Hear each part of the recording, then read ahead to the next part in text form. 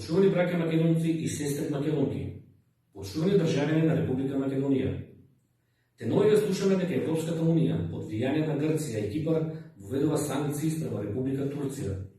Откако Турција започна со испитување на наоѓалишта на нафта на дното на морето во слободната зона јужно од Кипар. Во ова тешко време на кризата со коронавирусот, македонскиот народ и државјаните на Република Македонија со неверување слушаат дека и Република Македонија се придружува на санкциите на Европската унија спрема Република Турција.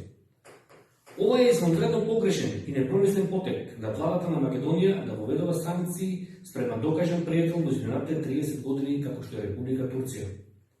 Во изминатите 30 години Република Турција никогаш не го доведе во прашање името, идентитетот, историјата и традицијата на македонскиот народ.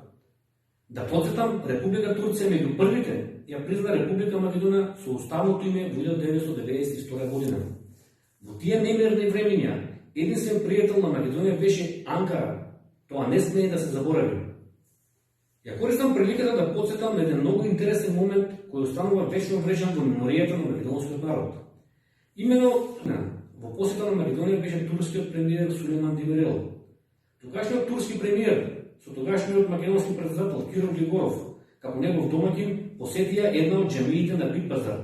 И веднаш по излегувањето од џамијата во изјава за медиумите, турскиот премиер даде изјава од историско значење за нас македонците, велејќи дека безбедноста на Република Македонија е грижа и за Република Турција.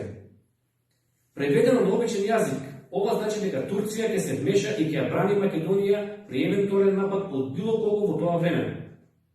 А во тоа време да не заборавиме, имаше агресивни изјави од соседните држави, иако можеби повеќе блефираа за можен напад и поделба на Македонија од соседите. Но како и да е, Турција јасно застана на страната на Македонија, и тоа не само туку со конкретно ветување дека ќе ја брани Македонија. Единствена Македонија ја прашува марионетската влада во Скопје дали е свесна во каква авантура влегува со нарушувањето на односите со еден високо ценет пријател како што е Турција, бидејќи уште од сега е јасно дека Турција реципрочно ќе одговори на оваа непријателска провокација со што ќе дојде до нарушување на партнерските односи, на политички, економски, трговски, културен, воопшто односите на секаков план. А за наша среќа се веќе како што гледаме ние 30 години со Турција практично имаме одлични односи во сите области. Турскиот и македонскиот народ ги врзува силно пријателство. Затоа сакам да ја порачам на Република Турција и на турскиот народ.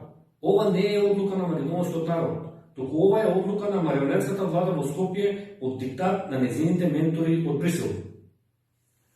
Единствена Македонија изразува најсилно незадоволство и осуда на овој вознува длабоко непријателски чин спрема Република Турција.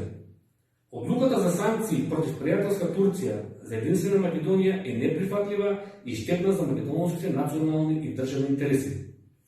Новата легална власт на единствена Македонија која доаѓа, официјално ќе упати извинување до Република Турција и до пријателскиот турски народ. Ви благодарам.